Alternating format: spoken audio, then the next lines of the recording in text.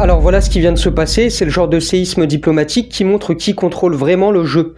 Alors que tout le monde attendait une réaction forte, l'Europe vient de refuser de suspendre son accord d'association avec Israël. Pour être clair, c'est le socle juridique qui gère des milliards d'échanges commerciaux et le dialogue politique entre l'Union européenne et Israël. Mais ne croyez pas que c'est juste une histoire d'argent. C'est la preuve que l'unité européenne a totalement volé en éclats sur le dossier du Moyen-Orient.